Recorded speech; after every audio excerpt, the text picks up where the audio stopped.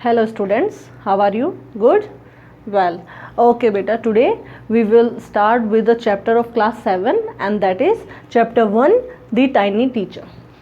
The tiny teacher, you all know that who is a teacher, okay, who teaches you, but that teacher be tiny, that's quite weird.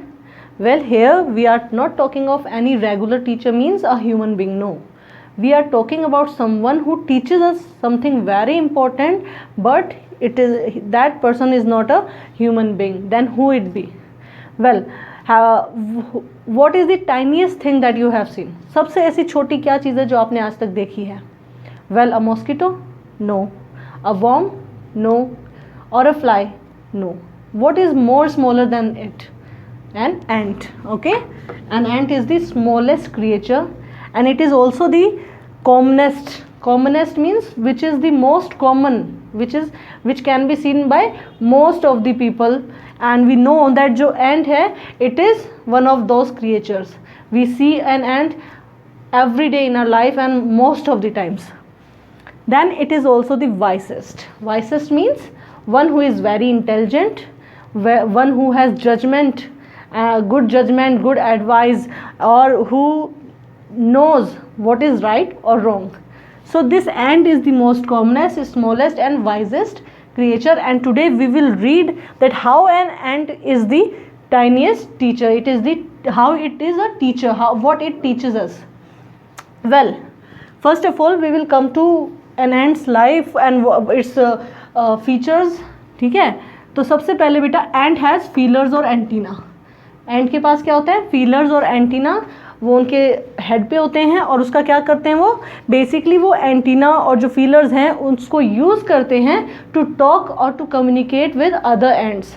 उनकी जो दूसरी ants हैं उनसे बात करने के लिए वो यूज़ करते हैं फीलर्स और antenna. And how that is? Well, जब भी आप कभी नोटिस करेंगे कि जो एक एंट है वो चल रही होगी और जब उसके सामने से कोई एंट आएगी तो वो हमेशा उससे अपने फीलर्स और एंटीना को कनेक्ट करेगी, वो उसको टच करेगी, अपने फीलर्स को दूसरी एंड के फीलर्स से टच करती है. और ऐसा क्यों करती है? बिकॉज थ्रू दोज फीलर्स वो उनसे बातें करती हैं. ठीक है, there are many human beings who have kept this ants as pet. And why they have kept this ants as pet? To observe their daily activities, to observe their life. Okay, बहुत unrealistic लगता है ये कि एक एंट की भी कोई story होगी, but it is true. So let's see. जो सबसे कॉमनेस्ट काइंड है एंट का, एंट के बहुत अलग अलग तरह की एंट्स होती हैं पूरे वर्ल्ड में, पर जो कॉमनेस्ट है, जो सबसे ज़्यादातर मिलती है, वो कौन सी बेटा? ब्लैक और रेड वंस, या ज़्यादातर ब्लैक या रेड कलर्स की होती हैं. और इनका जो होम होता है उसको बोलते हैं नेस्ट और एंट हिल. उनके घर को बोलते हैं एक नेस्ट, या फिर मोस्ट कॉमनली हम उसको बोलते हैं एक एंट हिल. आपने कई बार देखा होगा कि जहाँ पर जो एंट है वो ज़मीन खोदती जाती है, अंदर जाती है और बाहर वो मिट्टी निकालती रहती है और धीरे धीरे वो एक हिल का रूप ले लेता है, and that is called as ant hill. Now जो एंट हिल है, what that type of thing is? जो एंट हिल है बेटा, उसमें बहुत सारे हंड्रेड्स ऑफ रूम्स और पैसेजेस होते हैं, बहुत सारे रूम्स और बहुत सारे रास्ते होते हैं. अब वो जो रूम्स हैं वो कौन कौन किस क्या क्या यूज़ करता है, किस किस के लिए वो रूम्स होते हैं?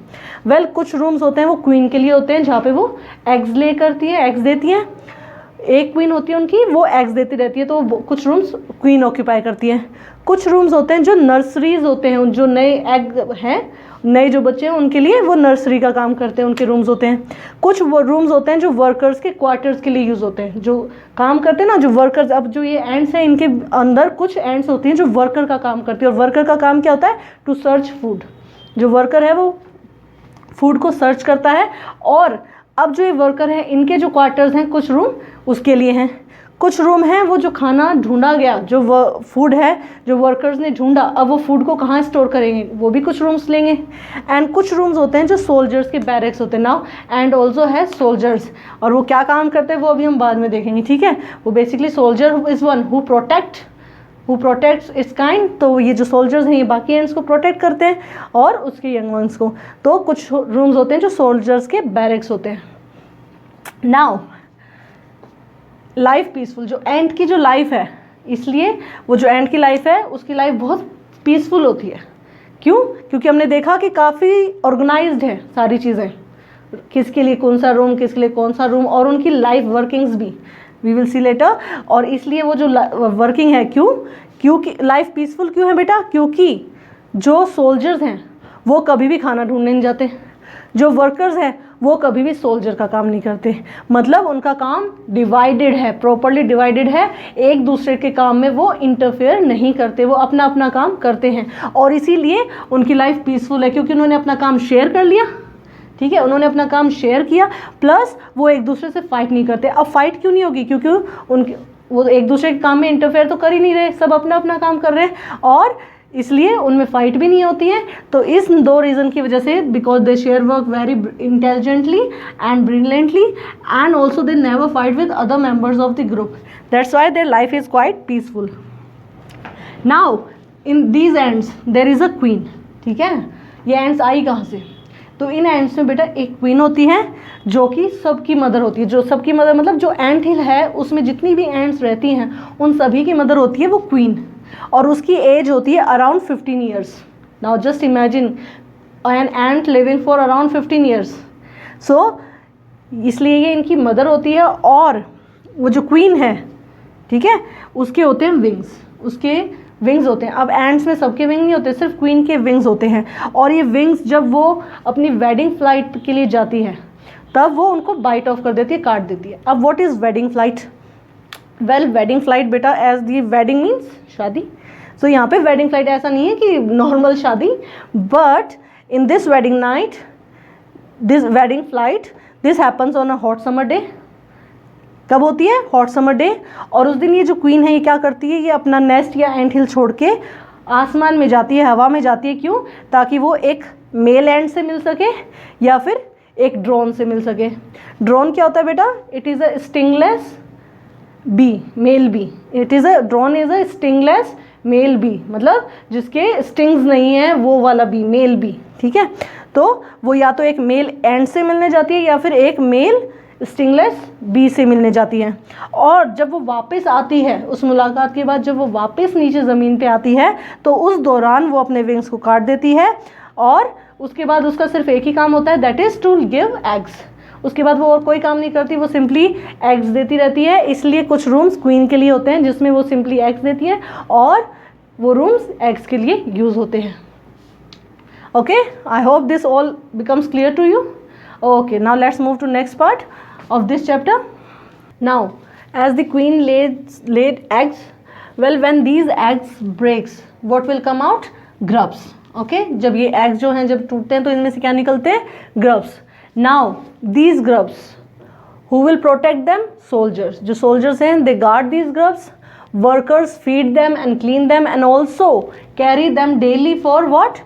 For airing, exercise and sunshine. मतलब सोल्जर्स उनको प्रोटेक्ट कर रहे हैं, जो वर्कर्स हैं उनको खाना वगैरह खिला रहे हैं, उनको क्लीन कर रहे हैं, प्लस उन्हें रोज़ लेके जाते हैं किसके लिए? खुली हवा के लिए, एक्सरसाइज के लिए और धूप के लिए, सनशाइन के लिए, ठीक है। Now after 2 or 3 weeks these grubs becomes cocoons, and when these grubs becomes cocoons, okay, 2 to 3 weeks later these grubs become cocoons, and then what happens? These cocoons lie without any food or activity. They simply lie, they don't eat any food and they also don't do any work. For how long this happens? For more than 3 weeks. More than 3 weeks these cocoons simply lie without food or activity, and then finally what happens? Then finally ants appear. फिर finally जो है cocoons है वो ends बन जाते हैं after मोर 3 weeks, ठीक है। Now these new ants, well they learn their duties from the old ones. जो नई एंट हैं ये किससे सीखती हैं? अपने पुरानी जो एंट्स हैं उनसे। क्या सीखती हैं? To how to become a soldier, builder, cleaners etcetera. ये अलग अलग ड्यूटीज़ हैं जो ये न्यू एंट्स सीखती हैं। मतलब कुछ एंट्स जो हैं वो सोल्जर्स बनेंगी, कुछ बिल्डर बनेंगी, मतलब कुछ और एंट हिल वगैरह को और डेवलप करेंगी, कुछ उसकी सफाई करेंगी। इस तरीके से ये और अपनी ड्यूटी सीखते हैं। Now let's come to ant hill.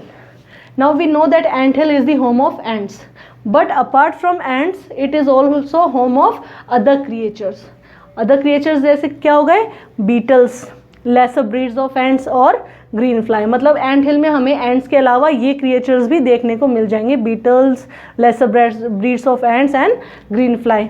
Now why these ants let other creatures to live in their home? जो ये एंड्स हैं इन बाकी क्रिएचर्स को, मेनली एंट हिल किसका होम है, एंड्स का, बट उन्होंने बाकी क्रिएचर्स को क्यों अलाउ किया एंट हिल में रहने के लिए?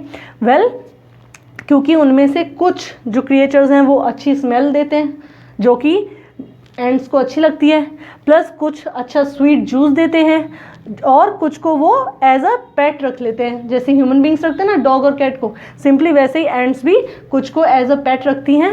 Now who is green fly? Green fly is the ant's cow. जैसे हमारे पास काउ होती है for milk, the ant also has green fly which acts as their cow. Now how these ants get milk from these green fly? आपको पता है क्या cow से हम कैसे मिल्क लेते हैं? सेम वे जो एंड्स है वो ग्रीन फ्लाई से मिल्क लेती हैं। कैसे बेटा? जो एंड्स है वो उसको ट्रेनिंग देती हैं किस चीज़ की, कि वो हनी ड्यू दे। हनी ड्यू क्या है? एंड्स का मिल्क है, ठीक है, जो ग्रीन फ्लाई से उनको मिलता है। जैसे हमें काउ से मिल्क मिलता है वैसे ही उन्हें ग्रीन फ्लाई से हनी ड्यू मिलता है। और उसको वो कैसे ट्रेन करती हैं? उसको अपने एंटीना से टच करके, एंड्स जो है ग्रीन फ्लाई को ट्रेनिंग देती हैं अपने एंटीना से टच करके जब उसे हनी ड्यू देना है, ठीक है। Now this is the whole story of an ant's life. हमने अभी तक पढ़ा कि कैसे एक एंट है, how it lives, it is quite organised and also there are duties divided among ants that lead to no quarrel among them. There are no fights because they share work and they live peacefully among themselves. Also, they also let other creatures to live with them due to several other reasons, which like good smell, sweet juices also acts to keep them pets. तो ये सारी चीज़ें हमने देखी। Now इस पूरी story से हमें बहुत कुछ सीखने को मिला। Can we even expect that this all thing happens with an ant's life? कभी हम एक्सपेक्ट भी कर सकते हैं कि एक एंट के जीवन में ये सारी चीज़ें हो रही हैं, इतनी सारी रियलिस्टिक चीज़ें, मतलब जो हम इमेजिन ही नहीं कर सकते, ठीक है, क्योंकि हमने सिंपली उसको ऐसे जाते वगैरह देखा है। एक एंट हिल में इतने रूम्स होंगे, वो डिवाइडेड होंगे, जिसमें कुछ सोल्जर्स हैं, कुछ बिल्डर्स हैं, कुछ क्लीनर्स हैं, इस तरह इट इज़ मोस्टली अनएक्सपेक्टेड और unbelievable to imagine, but it is true. और इससे हमें क्या सीखने को मिलता है? वेल, इससे हमें सीखने को मिलता है hard work, sense of duty, discipline, cleanliness, सफाई ज़रूरी है, care for young ones and loyalty to the land where they live. ये सारी चीज़ें हमें सीखने को मिलती हैं। अब हम कैसे कह सकते हैं ये स्टोरी ट्रू है? Like I said in the starting, many peoples have kept ant as pets and they have observed their living, they have observed their life, that what they do. So somewhere they have form this theory and इससे हमें क्या पता चला कि जो एंट है उसी की तरह हमें हार्डवर्क करना चाहिए, क्लीनलीनेस रखनी चाहिए, फ़र्क नहीं पड़ता, कोई भी काम छोटा नहीं होता है, ठीक है। सो हमें साफ़ सफाई रखनी चाहिए, प्लस हमारे अंदर ड्यूटी की सेंस होनी चाहिए अपने कर्तव्य के प्रति, plus discipline most important in A students life, और जो हमसे छोटे हैं उनकी केयर, और जहाँ हम रहते हैं उसके, जहाँ जिस लैंड पे हम रहते हैं उसके प्रति loyalty. Okay, so these things we learn from this chapter. I hope you all understood this chapter clearly. Okay बेटा, थैंक यू सो मच।